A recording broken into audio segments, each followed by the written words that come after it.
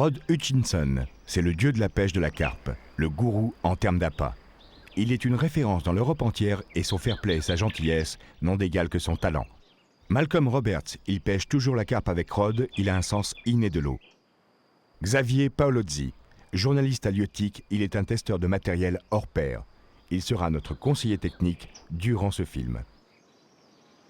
Léon Ogendijk est un specimen hunter.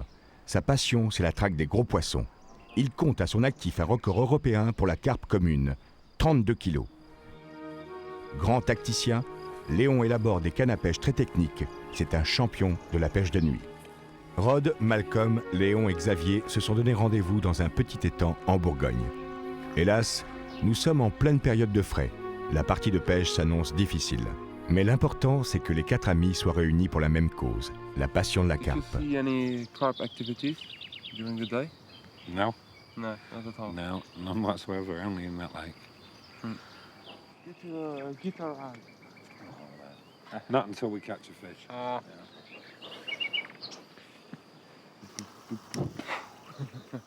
Rod Hutchinson se confie à nous. C'est un moment rare.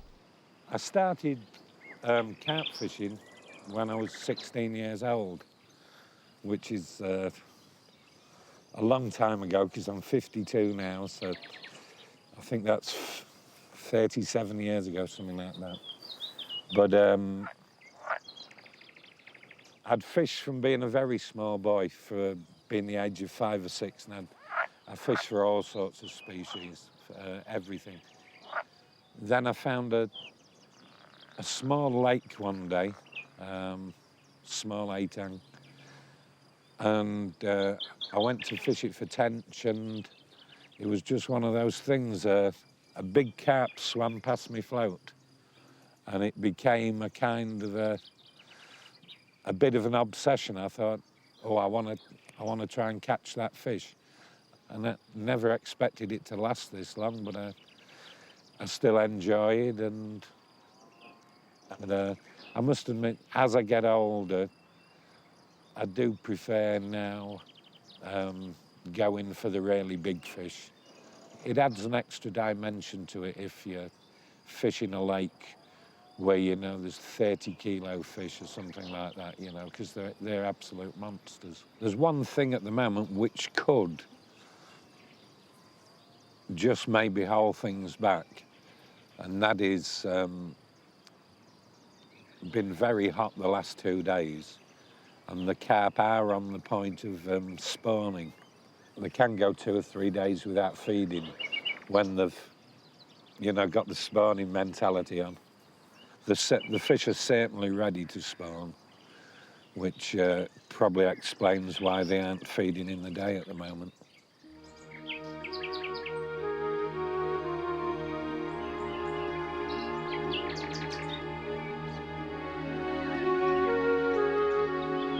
Que la Bourgogne est belle quand elle repose sous le soleil qui fait mûrir ses meilleurs raisins, en cette année exceptionnelle. Sous le regard des bovins qui seront vendus à la grande foire de Saint-Christophe-en-Brionnais, qui date du XVe siècle. Nous sommes dans le pays des châteaux, des abbayes, des prieurés et du temple des 1000 Bouddhas, vers Paray-le-Monial, Anzy-le-Duc, Digoine, Percy-les-Forges ou Toulon-sur-Arroux. Mais pour nos 4 pêcheurs, le grand intérêt, c'est les lacs, rivières ou étangs qui sont présents dans le Brionnais, et notamment l'étang de Jean-Guy qui, grâce à sa bonne gestion, permet de maintenir de belles carpes dans ses eaux. Cet étang recèle de nombreux poissons. Cependant, à cette époque, les carpes semblent plus préoccupées par la fraie que par les appâts. Heureusement, l'accueil chaleureux et le cadre fantastique nous permettent malgré tout de passer des moments formidables. Et puis, lorsqu'on a la chance de pêcher en compagnie de Rod Hutchinson et de Léon Ogendijk, on a tant de choses à apprendre d'un point de vue technique que les prix sont accessoires. Malgré tout, les poissons seront quand même là. En attendant, les 4 pêcheurs discutent de la tactique à adopter. Yeah, to try to have the biggest, because it's like in the River Seine. Yeah. You have a lot of carp, and you have to, yeah. But there are big carp. The biggest here is a common one, more than 20 kilo. It's a common. You have some beautiful fully scaled too. I've seen on the pictures about 15 kilo, but very beautiful. Yeah. On each size, they are very beautiful scaled. Chacun fourbit ses armes pour tenter de trouver un endroit approprié à son style de pêche et répondant à son sens de l'eau ou à son intuition. On s'installe de jour, mais c'est le soir et la nuit qui semblent les plus appropriés à une bonne pêche.